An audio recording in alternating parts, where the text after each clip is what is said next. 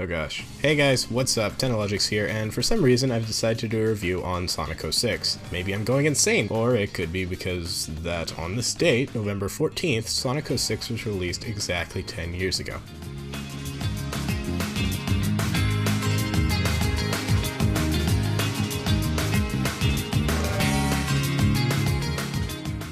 Well, before we start, please feel free to like and subscribe. I mean, I'm putting myself through this game. I think I deserve some respect for that. But anyways, let's get this show on the road. Sonic 06 was supposed to be a reboot of the failing franchise, and well, it wasn't really a success. The game is actually called Sonic the Hedgehog, but it's been dubbed Sonic 06 because, well, it's pretty infamous now and you don't really want to mix it up with the original Sonic the Hedgehog because that was an actually good game. The game actually did sell over 2 million copies, so, you know, they actually made quite a bit of money. This game has been bashed over and over again, so I'm going to try to make this review short and sweet, or at least as sweet as possible. This game is so bad that it's funny. Over the last year or two, from time to time, I've played this with some friends, and honestly, it's just a great laugh. I actually tried playing through it completely earlier this year, and I gave up because of Silver's last boss fight. If you know what that is, I found it impossible. I couldn't do it. Anyway, the result of this is that I've actually gotten really good at this game somehow. I know how to utilize glitches, the wonky controls, everything, and it's kind of changed how I view the game. So I'll get into that soon here. But let's get this out of the way. This is a horrible and broken experience from a pure gameplay perspective. The camera system is absolutely awful. The controls are terrible. There are an uncountable amount of glitches. The design was very empty and plain when it came to the hub world, and a lot of levels too. Music was actually pretty good, so I'm not complaining about the soundtrack. You play as 3 characters, each with their own storyline that gets intertwined with the other characters at some points. Sonic the Hedgehog, Silver the Hedgehog, and Shadow the Hedgehog. Honestly, if you're serious about playing this game, Sonic's storyline is really the only one remotely fun. Silver's is extremely tedious, long, and boring, and Shadow's tries to implement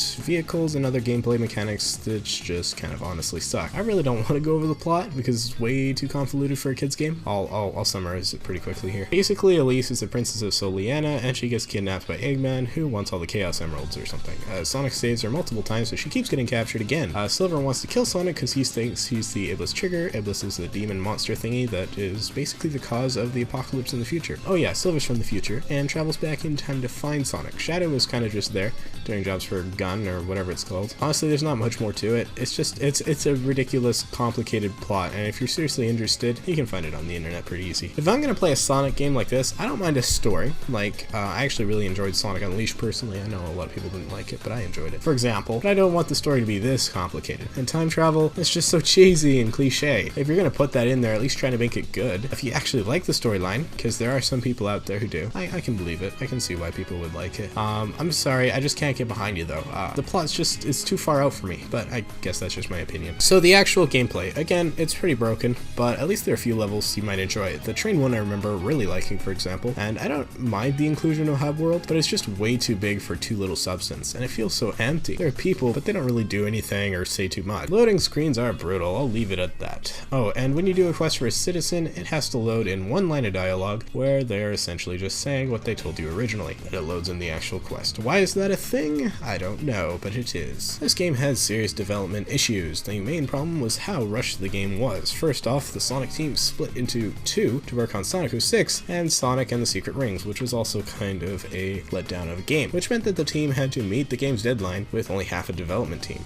Sonic team apparently also just ignored all bug reports for the game during development. The deadline was way too soon, as they had wanted to get it out for Sonic's 15th anniversary, which was a big mistake. To tell you the truth, I believe this game had a lot of potential, as it did show some signs of a good game, but it threw it all away in order to have a faster release. This game soiled the brand, which has struggled immensely to recover from it, with some sparks of hope in games like Sonic Generations and Sonic Colors. However, Sonic Boom set it way back again, I would say. This game is better than Sonic Boom. It still had its moments of fun, and it's good for a laugh. I found this game absolutely hilarious, and it's great to force a friend to try it if they haven't played it before, just to see what they think. The game does have cooperative 2-player, so there's that. Again, I tried to play through the game as a personal challenge, and because I was unnaturally bored. I would recommend doing the same if you want to. Kick back and do something completely for the heck of it, but I do warn you, it's very easy to get frustrated in some points. Only play the Sonic storyline, in my opinion. I bought this game a long time ago, probably 7 years ago. Luckily, I I only paid $10, and I remember thinking that the game was unnecessarily difficult. I didn't realize that it was just too glitchy to beat, and so I spent a lot of time playing it when I was younger. I liked it back then, but don't go out and buy this game if you